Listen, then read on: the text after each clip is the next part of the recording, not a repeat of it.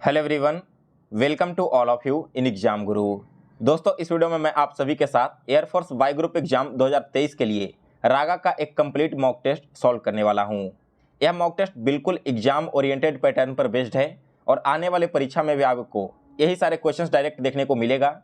So guys, हमारे साथ आप भी इन सारे क्वेश्चंस को सॉल्व करते चलें और वीडियो के लास्ट में कमेंट करके बताना कि आज आपने 30 में से टोटल कितने क्वेश्चन सही किए हैं। वीडियो स्टार्ट करने से पहले दोस्तों एक छोटी सी इन्फॉर्मेशन है आप सभी के लिए। गाइज, आने वाले एयरफोर्स वाई ग्रुप एग्जाम के लिए जीके एंड जीएस का एक शानदार ई बुक लॉन्च किया गया है। दोस्तों, अगर आपको इस एग्जाम में GK GS and current affairs में डर लग रहा है और अभी तक आपने इसे अच्छे से प्रिपेयर नहीं किया है तो लास्ट मोमेंट पर आप एक महीने में इस ई बुक को कवर करके जा सकते हो। इसे पढ़ने के बाद दोस्तों आपको इस एग्जाम के लिए कहीं से भी और जीके एंड जीएस के कोई भी क्वेश्चन पढ़ने की जरूरत नहीं है। आने वाले पेपर में आपको सारे क्वेश्चंस डायरेक्ट इसी ई बुक से देखने को मिलेगा। अगर आप इस ई बुक को परचेज करना चाहते हो तो इसे परचेज करने के लिए मेरे व्हाट्सएप नंबर पर मैसेज करना। व्हाट्सएप नंबर है 9430042848। मैंने अपना व्हाट्सएप नंबर एंड परचेज करने का डायरेक्ट लिंक इसी वीडियो के डिस्क्रिप्शन बॉक्स में दे दिया है। चलिए दोस्तों, अब आज का वीडियो स्टार्ट करते हैं। सो गाइज, ये रहा आज का पहला क्वेश्चन 21 नंबर। यदि ब्लैक स्मिथ को इस प्रकार से कोड किया जाता है तो चिल्ड्रन को हम कैसे कोड करेंगे। देखिए दोस्तों, ब्लैक स्मिथ को कोड कैसे किया गया है। अगर आप ब्लैक स्मिथ का पहला लेटर देखोगे तो वो है बी और इसके कोड का पहला लेटर देखोगे तो वो सी है। इधर आप देखो सेकंड लेटर एल है और इसके कोड में सेकंड लेटर एन है। तो यहाँ पर डिफरेंस कितने का है? बी और सी के बीच में 1 का डिफरेंस है, जबकि एल और एन के बीच में 2 का डिफरेंस है। फिर इसके बाद अगर मैं तीसरा लेटर उठाऊं दैट इज ए और इधर से तीसरा लेटर उठाऊं तो ये आपका बी है। यहाँ पर फिर से क्या हो रहा है? 1 का डिफरेंस हो रहा है। चौथा लेटर इसमें सी है और इसमें चौथा लेटर ई है, तो सी और ई के बीच में कितने का डिफरेंस है? 2 का डिफरेंस हो रहा है। यानी कि दोस्तों इसका कोड कैसे किया गया है? पहले +1 फिर +2 फिर +1 फिर +2, इस प्रकार से आगे बढ़ते चला जाएगा। तो अगर मैं चिल्ड्रन का कोड करूँ तो C+1D होगा। एच में अगर आप +2 करोगे तो यह जे होगा। फिर आप आई में अगर +1 करोगे तो जे होगा। एल में +2 करोगे तो एन होगा। डी में +1 करोगे तो ई होगा। आर में +1 करने पर टी होगा। ई में +1 करने पर एफ होगा और एन में +1 करने पर पी होगा। सो इसका कोड क्या हो जाएगा? इसका कोड हो जाएगा DJJNETFP। ऑप्शन नंबर बी इस क्वेश्चन का राइट आंसर है। इसके बाद अगला क्वेश्चन है 22 नंबर। यदि 17 + 17 का वैल्यू 2895 है, 18 + 18 का वैल्यू 3245 है, 19 + 19 का वैल्यू 361.5 है, तो 23 + 23 का वैल्यू क्या होगा? देखिए यहाँ पर हो क्या रहा है। अगर आप 17 का स्क्वायर निकालोगे तो क्या होता है? 17 का स्क्वायर 289 और इसका कोड क्या किया गया है? 289 है, लास्ट में 5 ऐड कर दिया गया है। उसी प्रकार से अगर 18 का कोड निकालोगे तो 18 का स्क्वायर हो जाए तो 324 और लास्ट में 5 को ऐड कर दिया गया है। 19 का स्क्वायर होता है 361, लास्ट में 5 ऐड कर दिया गया है। तो अगर मैं इसके कोड फाइंड करने के लिए बोलूं तो सबसे पहले 23 का स्क्वायर निकालना होगा। यह हो जाएगा 529। इस 529 में लास्ट में 5 ऐड कर देना है, तो आपका कोड होगा 5295। ऑप्शन नंबर इस क्वेश्चन का बी राइट आंसर है। इसके बाद अगला क्वेश्चन है 23 नंबर। निम्नलिखित शब्दों को शब्दकोश के अनुसार व्यवस्थित करें। इसे आपको डिक्शनरी के अनुसार अरेंज करना है। तो डिक्शनरी के अनुसार अगर अरेंज करोगे तो सबसे पहले आएगा आपका ड्वेल। डी के बाद देखिए कौन सा है? डब्लू है ना, और डब्लू के साथ में ई लगा हुआ है, तो ये आपका आ जाएगा पहले नंबर पर, ऑप्शन नंबर सी। फिर इसके बाद क्या आएगा? फिर इसके बाद आ जाएगा बी, DWINDLE। फिर इसके बाद आ जाएगा आपका डाई और सबसे लास्ट में आएगा डाइक। यानी कि इस क्वेश्चन का option number B right answer है। यहाँ पर क्या हो जाएगा? ड्वेल, ड्विंडल, फिर इसके बाद आएगा आपका डाई और फिर लास्ट में डाइक आ जाएगा। इसके बाद अगला क्वेश्चन देखिए यहाँ पर। नेक्स्ट क्वेश्चन है 24 नंबर। दिए गए विकल्पों में से लुप्त संख्या ज्ञात कीजिए। यहाँ पर आपको बताना है कि क्वेश्चन मार्क की जगह पर कौन सा नंबर आने वाला है। तो सीरीज कैसे आगे बढ़ रहा है इस चीज़ को ध्यान से समझना। 1 जो है वो 1 का क्यूब हो सकता है ना, 8 किसका क्यूब है? 2 का क्यूब है, और 27 का किसका क्यूब है? तो 3 का क्यूब है। यानी कि दोस्तों 1 का क्यूब, 2 का क्यूब और 3 का क्यूब, इस प्रकार से आगे बढ़ा। इसमें देखोगे तो ये आपका 4 का क्यूब है, ये 5 का क्यूब है और ये 6 का क्यूब है। अगले टर्म में ये 7 का क्यूब है, ये 9 का क्यूब है, तो ये जो बचा हुआ एक बॉक्स रह गया है इसमें 8 का क्यूब आना चाहिए।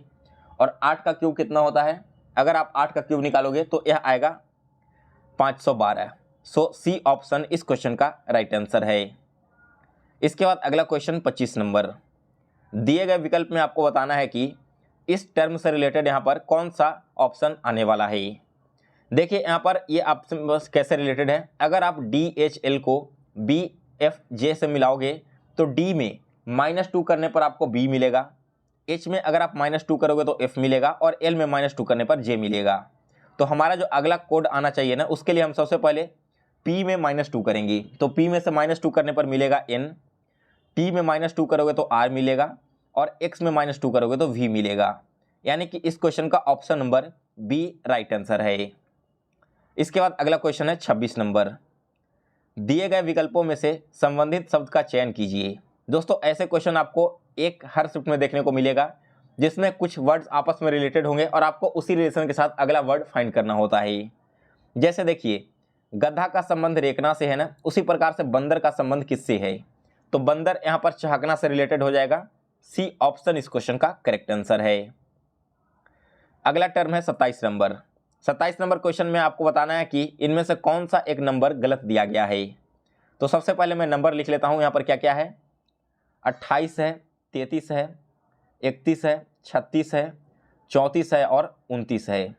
अगर आप देखोगे तो 28 और 33 के बीच में +5 का डिफरेंस है, 33 और 31 के बीच में -2 का डिफरेंस है। फिर यहाँ से 31 से 36 को जाने के लिए हमें +5 करना होगा और 36 से 34 आने के लिए -2 करना होगा। अब जो अगला टर्म आना चाहिए ना, वो 34 में +5 होना चाहिए, तो यह आपका 39 हो जाता, लेकिन +5 की जगह -5 कर दिया गया है, जिसकी वजह से यहाँ पर 29 आ गया है। तो यही इसका रॉन्ग टर्म है। ऑप्शन नंबर ए बिल्कुल करेक्ट आंसर होगा। इसके बाद आगे बढ़ते हैं अगले क्वेश्चन की ओर। एक सेकंड रुक जाइए। चलिए, तो देखिए अगला क्वेश्चन क्या है, यहाँ पर क्वेश्चन नंबर 28 नंबर क्वेश्चन में आपको बताना है कि ABCD में टोटल कितने वर्ग हैं। दोस्तों सबसे पहले तो अगर इस प्रकार के क्वेश्चन आपको आने वाले एग्जाम में देखने को मिले तो देखते ही क्वेश्चन को स्किप कर देना, क्योंकि इसमें आपका काफ़ी ज़्यादा टाइम लग जाएंगे और इसकी कोई गारंटी नहीं है कि आप इस क्वेश्चन को बिल्कुल करेक्ट आंसर करके आओगे ही। तो इस तरह के क्वेश्चन आप एग्जाम में स्किप करके चलना, लेकिन यहाँ पर आप प्रैक्टिस कर रहे हो तब जरूर सॉल्व करो। देखो इसमें स्क्वायर को कैसे काउंट करेंगे। सबसे पहले ये जो छोटे छोटे बॉक्स बने हुए हैं ना, ये आपस में काउंट हो जाएंगे। फिर इसके बाद यहाँ पर इसको 2-2 बॉक्स लेकर काउंट करना होगा। जैसे देखो ये 4 बॉक्स आपका एक स्क्वायर बना, फिर इसके बीच में एक स्क्वायर, इसके साइड में एक स्क्वायर। इस प्रकार से आपको हर एक बॉक्स को काउंट करना होगा। काउंट करने के बाद टोटल जो बॉक्स की संख्या आएगी वो 30 होगी। तो सी ऑप्शन इस क्वेश्चन का राइट आंसर है। आप सभी लोग एक बार इसे खुद से काउंट करके देखिएगा, क्योंकि बहुत ज़्यादा कॉम्प्लिकेटेड है। अगर मैं वीडियो में बताऊंगा भी ना तो आप लोग समझ नहीं पाओगे। तो वीडियो को रोकने के बाद या फिर स्क्रीनशॉट लेकर रख लो। आप मॉक टेस्ट पूरा हो जाने के बाद आप इसे खुद से सॉल्व करके एक बार देख लेना। इसके बाद अगला क्वेश्चन है 29 नंबर। इसमें आपको पैटर्न को पूरा करने वाली आकृति की पहचान करनी है। देखिए यहाँ पर पैटर्न कैसे आएगा। ये वाला बॉक्स और ये वाला बॉक्स आपस में रिलेटेड है, तो ये वाला जो बॉक्स है वो भी इस प्रकार से रिलेटेड होगा। इसमें क्या हो रहा है ना कि बीच में एक स्क्वायर दोनों में है, और इसमें क्या हो रहा है, ऐसे बीच में एरो दे करके इसे क्रॉस कर दिया जा रहा है। तो हमारा जो फिगर आएगा इसमें भी पहले तो एक एरो होना चाहिए, और इस एरो में क्रॉस किधर होगा, क्रॉस इधर की ओर ही होगा ना, क्योंकि जस्ट इसका मिरर इमेज आपको सामने बनाना है। तो अगर आप मैं ऑप्शंस की बात करूं तो इस क्वेश्चन का जो राइट आंसर है वो हो जाएगा आपका ऑप्शन नंबर बी। इसके बाद अगला क्वेश्चन है 30 नंबर। दिए गए शब्दों में से उस शब्द का चयन कीजिए जो दिए गए शब्दों के अक्षर से नहीं बनाया जा सकता। यहाँ पर आपको लेटर को रिपीट नहीं करना है।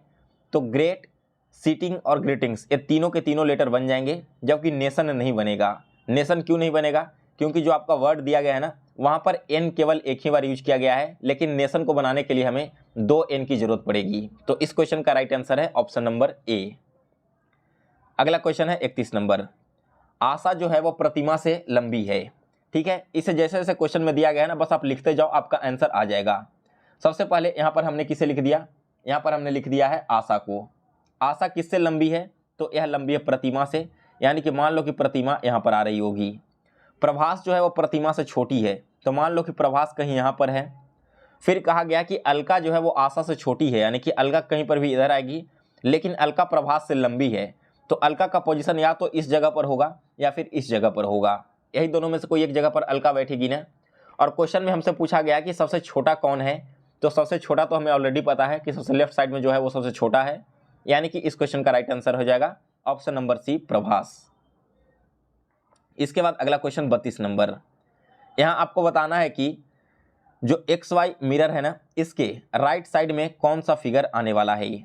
तो देखिए, अगर आप इसका मिरर इमेज निकालोगे तो सबसे पहले तो इसका ट्रायंगल का आपका एक मिरर इमेज इस प्रकार का बन जाएगा। फिर इसके बाद क्या बनेगा, इसके बाद इसका अपोजिट वाला आपका मिरर इस प्रकार से बनाना होगा, इसमें ऐसे डैश लगा होगा और यहाँ पर इस प्रकार का एक बॉक्स होगा। तो अब मैं आगे ऑप्शंस की ओर चलता हूँ। तो इस क्वेश्चन का राइट आंसर क्या हो जाएगा, 32 नंबर क्वेश्चन का ऑप्शन नंबर सी। इसके बाद अगला क्वेश्चन है 33 नंबर। एक क्रिकेट खिलाड़ी द्वारा 20 पारियों में बनाए गए रनों का औसत 32 था। अगली पारी में उसे कितने रन बनाने चाहिए ताकि उसका औसत 4 रन बढ़ जाए। देखिए, सबसे पहले 20 इनिंग्स खेला और इसमें टोटल इसका एवरेज 32 था, यानी कि दोस्तों इस 20 इनिंग में टोटल रनों की संख्या क्या हो जाएगी, 640। अब अगले पारी में यानी कि 20 की जगह पारी की संख्या 21 हो जाएगी, उसे कितने रन और बनाने चाहिए जिसका एवरेज 4 बढ़ जाए। तो एवरेज 32 पहले था, 4 बढ़ने के बाद 36 हो जाएगा। तो टोटल अब नंबर की संख्या कितनी हो जाएगी, जो टोटल रन उसने बनाया होगा 21वें ओवर में तक, उसकी संख्या यहाँ पर हो जाएगी 756। 20 ओवर तक 640 रन था, 21वें ओवर में 756 रन बन गया। तो उसने लास्ट ओवर में कितने रन बनाए, दोनों का डिफरेंस निकाल दीजिए, डिफरेंस आ जाएगा 116। यानी कि दोस्तों उसे अगले पारी में 116 रन बनाने चाहिए, जिससे कि उसका एवरेज 4 रन इंक्रीज कर जाएगा। इसके बाद अगला क्वेश्चन है 34 नंबर। 12 पुरुष एवं 16 लड़के मिलकर किसी काम को 5 दिनों में पूरा करते हैं। 13 पुरुष एवं 24 लड़के मिलकर उसी काम को 4 दिनों में पूरा करते हैं। तो एक पुरुष और एक लड़के उस काम का अनुपात क्या होगा। सबसे पहले देखो, 12 पर्सन है प्लस साथ में क्या है, 16 बॉयज है। ये काम को कर रहा है कितने दिनों में, 5 दिनों में। तो ब्रैकेट करके 5 लिख दीजिए। बराबर में हम क्या लिखेंगे, 13 पर्सन यानी कि पुरुष प्लस 24 क्या हो जाएगा, बॉयज। और ये काम को कितने दिनों में कर रहा है, ये 4 दिनों में कर रहा है। अब इसे यहाँ पर मल्टीप्लाई कर दो, 12p और 16b को 5 से, तो यह कितना हो जाएगा, 60p plus 80b equal to इधर क्या हो जाएगा, 52p प्लस 96b। यहाँ पर आप a और b का आप रेशियो निकालोगे ना, p से p यहाँ पर माइनस कर देना, तो यहाँ पर 8p हो जाएगा। 8p इक्वल टू क्या हो जाएगा, 16b। यानी कि दोस्तों यहाँ पर a और b का रेशियो क्या हो जाएगा, 1:2। ठीक है, यहाँ पर 1:2 क्या हो गया, इसके काम करने वाले दिनों की संख्या। तो काम करने का जो अनुपात है वो जस्ट इसका रेसिप्रोकल हो जाएगा, दैट इज 2:1। तो ऑप्शन नंबर ए इस क्वेश्चन का राइट आंसर है। एक बात का आप लोग ध्यान रखना दोस्तों कि जो काम करने का डेज होता है ना, काम करने का रेशियो उसके जस्ट रेसिप्रोकल होता है। ऐसे छोटे छोटे कॉन्सेप्ट अगर आप ध्यान में रखोगे तो एग्जाम में बड़े से बड़े क्वेश्चन भी काफ़ी कम टाइम में सॉल्व कर सकते हो। अगला क्वेश्चन देखिए 35 नंबर। ए बी से तेज चलता है। ए एवं बी में से प्रत्येक 24 किलोमीटर की दूरी पैदल तय करता है। उनकी चालों का योगफल 7 किलोमीटर है एवं उनके द्वारा लिए गए समय का योगफल 14 घंटे है। तो ए की चाल क्या होगी। सो गाइज यहाँ पर मान लो कि ए की जो चाल है वो x किलोमीटर है, तो उस हिसाब से बी की चाल क्या हो जाएगी। अगर ए की चाल x किलोमीटर है तो बी की चाल यहाँ पर हो जाएगा 7 - x। कैसे, क्योंकि दोनों के चाल का योगफल 7 है। तो यहाँ पर डिस्टेंस कितना कवर किया गया, डिस्टेंस कवर किया गया 24 किलोमीटर x के स्पीड से, और एक डिस्टेंस कवर किया गया 24 किलोमीटर 7 - x के स्पीड से। दोनों को कवर करने में जो टाइम लगा है ना, उनका यहाँ पर वैल्यू 14 है। तो यहाँ से आप x का वैल्यू निकाल सकते हो। x 7 - x यहाँ पर एलसीएम लेकर के दोनों को निकालोगे, तो निकालने के बाद दोस्तों यहाँ से x का वैल्यू आ जाएगा 4। x का वैल्यू अगर 4 आ गया तो दूसरा वैल्यू क्या हो जाएगा, 7 - 4 यानी कि 3। तो राइट आंसर यहाँ पर क्या हो जाएगा, ए का जो यहाँ पर चाल है वो यहाँ पर 3 किलोमीटर प्रति घंटे है। सॉरी, बी की चाल 3 किलोमीटर प्रति घंटे है और ए की चाल यहाँ पर 4 किलोमीटर प्रति घंटे है।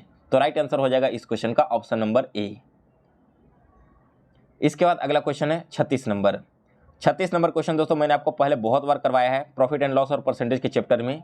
क्वेश्चन को पढ़िए और इस क्वेश्चन को आप सभी लोग खुद से सॉल्व करके एक बार कमेंट करके बताइए। क्वेश्चन क्या कह रहा है कि एक व्यक्ति किसी वस्तु को एक निश्चित मूल्य पर बेचकर 20% का लाभ अर्जित करता है। यदि वह उसी वस्तु को दोगुने मूल्य पर बेचता है तो उसका लाभ प्रतिशत क्या होगा। चलिए यह क्वेश्चन मैं आपको करवा देता हूं, इसके आगे वाला क्वेश्चन आपको खुद से करना होगा। इस क्वेश्चन में देखिए क्या कह रहा है कि एक निश्चित मूल्य पर बेचकर 20% का लाभ अर्जित करता है। मान लो कोई ऑब्जेक्ट 100 रुपये का होगा। अगर इस पर 20% का लाभ अर्जित कर रहा है, यानी कि उसने इस ऑब्जेक्ट को 120 रुपये में बेचा होगा। क्वेश्चन में कहा गया है कि अगर दुगने मूल्य पर बेचता है, यानी कि 120 का दुगना क्या हो जाएगा 240, 240 में बेचने पर उसे लाभ कितने का होगा।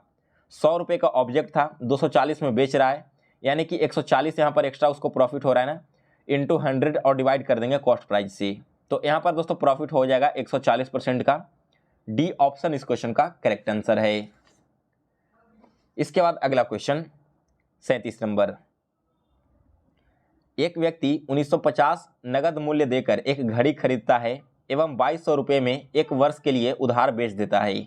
यदि ब्याज की दर 10% प्रति वर्ष है तो उसे कितने का लाभ या फिर हानि हुआ है। दोस्तों ऐसे क्वेश्चंस को हम सॉल्व करेंगे कंपाउंड इंटरेस्ट के फॉर्मूले से। सिंपल इंटरेस्ट और कंपाउंड इंटरेस्ट को यहाँ पर मिक्स करके यूज करेंगे। तो देखिए कैसे इस क्वेश्चन को सॉल्व करते हैं। सबसे पहले मान लो हमारा जो प्रिंसिपल है वो कितना है 1950 रुपये है, रेट है 10% का और टाइम है 1 साल का।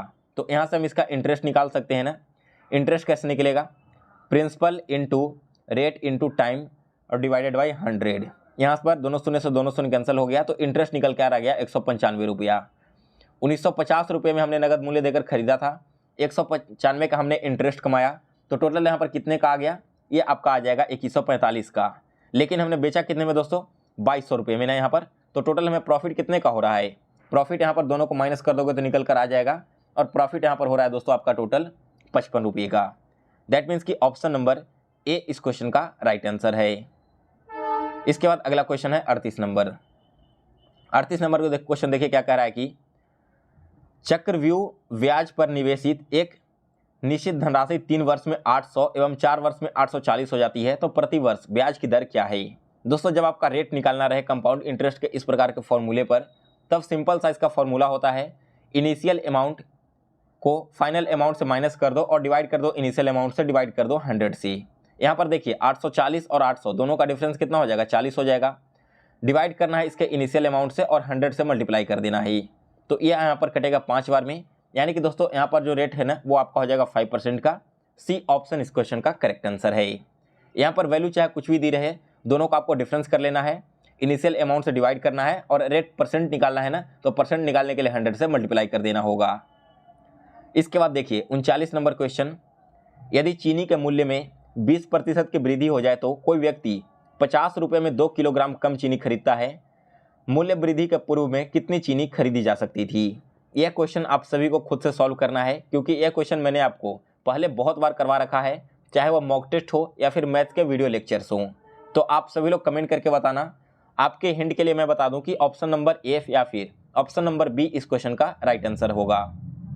इसके बाद अगला क्वेश्चन है 40 नंबर। 40 नंबर क्वेश्चन देखिए क्या कह रहा है कि कितने वर्षों में 800 की धनराशि अर्धवार्षिक रूप से संयोजित 10% वर्ष चक्रवृद्धि ब्याज की दर से 926.10 रुपये हो जाएगी। तो देखिए दोस्तों यहाँ पर अमाउंट इक्वल टू फॉर्मूला होता है P इंटू 1 + RY 100⁻T, जहाँ पर अमाउंट है दोस्तों 926.10, प्रिंसिपल है 800 रुपये, रेट है 10% का और टाइम यहाँ पर हमें दे दिया गया है कितने दिन का, टाइम यहाँ पर निकालना है, एक्चुअल में टाइम हमें नहीं दिया गया है। तो देखिए दोस्तों जब भी अर्धवार्षिक रूप से हो ना, तो रेट आपका जो भी दिया हुआ है उसको हाफ कर देना है, यानी कि रेट अगर 10% है तो हम इसे 5% लेंगे और टाइम जितना भी दिया हुआ है उसे दुगना कर देंगे, यानी कि अगर हम टाइम t मानकर चल रहे हैं तो इसे हम 2t लिख देंगे। सारे इक्वेशन पर यहाँ पर वैल्यूज को पुट करना है। तो देखिए ए की जगह हमने लिख दिया कितना 926.1 इक्वल टू 800 इंटू 1 + यहाँ पर हम क्या लिखेंगे एक के साथ में 5/10, ठीक है, और डिवाइड कर देंगे 2t से। यहाँ पर दोस्तों आप इसे सॉल्व करोगे तो आपका शून्य हट जाएगा, 800 नीचे आ जाएगा तो 1000 में कन्वर्ट हो जाएगा। इस पूरे इक्वेशन को सॉल्व करने के बाद यहाँ से जो वैल्यू आएगा दोस्तों t का वो आ जाएगा 3/2, और इसे आप फ्रैक्शन से हटाओगे तो ये आपका आ जाएगा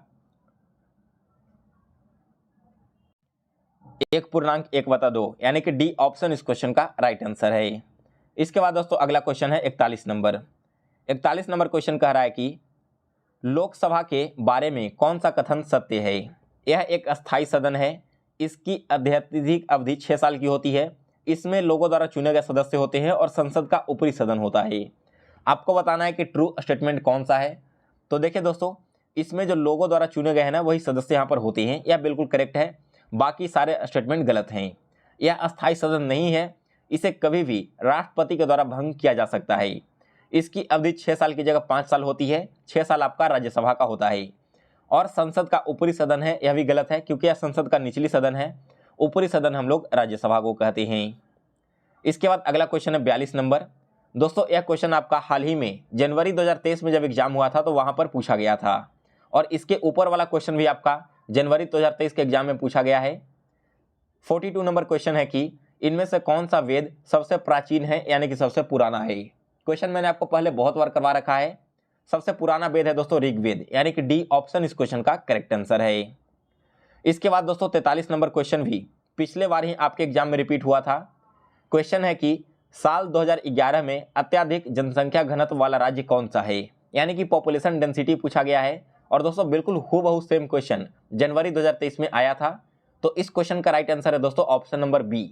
बिहार का जो जनसंख्या घनत्व है ना, वो 2011 की जनगणना के अनुसार सबसे अधिक है। इसके बाद 44 नंबर क्वेश्चन है कि महाबलीपुरम शहर किसने बसाया है। यह क्वेश्चन दोस्तों 2018 में पूछा गया था एयरफोर्स बाय ग्रुप के पेपर में। जो महाबलीपुरम शहर है इसे बसाया गया है नरसिंह वर्मन वन के द्वारा, यानी कि डी ऑप्शन इस क्वेश्चन का राइट आंसर है। 45 नंबर क्वेश्चन दोस्तों जनवरी 2023 में पूछा गया है, एक बाइट किसके बराबर होता है। दोस्तों जो एक बाइट है ना, यह बराबर होता है 8 बीट के। सो डी ऑप्शन इस क्वेश्चन का करेक्ट आंसर है। 46 नंबर क्वेश्चन है कि महाराष्ट्र में कोयना बांध किस नैसर्गिक आपत्ति का कारण बना था। दोस्तों देखिए महाराष्ट्र का जो कोयना बांध है ना, यह एक बहुत बड़ा विपदा लेकर आया था जो कि भूकंप था। सो बी ऑप्शन इस क्वेश्चन का करेक्ट आंसर है। 47 नंबर क्वेश्चन है कि राज्य के राज्यपाल के बारे में निम्न में से कौन सा कथन सही है। 47 क्वेश्चन यहाँ पर है, राज्य के मुख्यमंत्री द्वारा चुने जाते हैं, बिल्कुल गलत है। उनकी अवधि 4 वर्ष की होती है, पूरी तरह से गलत है क्योंकि उनकी अवधि 5 साल की होती है। उन्हें उच्च न्यायालय के न्यायाधीश की नियुक्ति करने का अधिकार होता है। दोस्तों यह भी स्टेटमेंट आपका गलत है क्योंकि यह प्रेसिडेंट के द्वारा नियुक्त किया जाता है।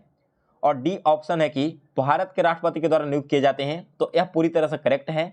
किसी भी स्टेट में जो गवर्नर होते हैं उनका अपॉइंटमेंट होता है भारत के राष्ट्रपति के द्वारा। अगला क्वेश्चन है 48 नंबर, यदि रक्त समूह में ए और बी दोनों प्रतिजन यानी कि एंटीजेंस हैं परंतु एंटीबॉडीज नहीं है तो वह रक्त समूह कौन सा होगा। दोस्तों यह हो जाएगा आपका ए बी, यानी कि सी ऑप्शन इस क्वेश्चन का करेक्ट आंसर है। अगला क्वेश्चन है 49 नंबर, ज्यादातर सिंधु मोहरों में किसको दर्शाया जाता है। दोस्तों सिंधु में पाई जाने वाली जो मोहरें थी ना, उसमें दर्शाया जाता है कबूतर, बैल और एक श्रृंगी बैल को, यानी कि बी ऑप्शन इस क्वेश्चन का करेक्ट आंसर है। अगला क्वेश्चन है 50 नंबर, हड़प्पा सभ्यता को किसके आधार पर शहरी सभ्यता कहा जाता है। दोस्तों देखिए जो हड़प्पा सिविलाइजेशन है उसे कहा जाता है शहरी सिविलाइजेशन।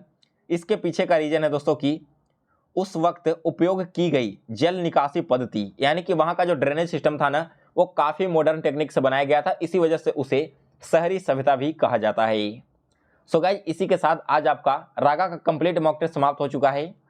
आप एक बार कमेंट करके बता दो कि आज आपने 30 में से टोटल कितने क्वेश्चन सही किए हैं, और जो 1-2 क्वेश्चंस मैंने आपके लिए पेपर में छोड़ा था उन सारे क्वेश्चंस का आप राइट आंसर भी कमेंट करके बता देना। इसके अलावा दोस्तों अगर आपको आज का मॉक टेस्ट पसंद आया हो तो इसे लाइक और शेयर करें। साथ ही में दोस्तों अगर आप ई बुक परचेज करना चाह रहे हो तो सारे लिंक्स एंड मेरा व्हाट्सएप नंबर इस वीडियो के डिस्क्रिप्शन बॉक्स में मिल जाएगा, उस पर आप मैसेज करके व्हाट्सएप पर ई बुक को परचेज कर लेना। सो गाइस फिलहाल इस वीडियो में बस इतना ही, मिलते हैं फिर से एक नए वीडियो में। तब तक के लिए जय हिंद, जय भारत। आप सभी को आपके एग्जाम के प्रिपरेशन के लिए बेस्ट ऑफ लक।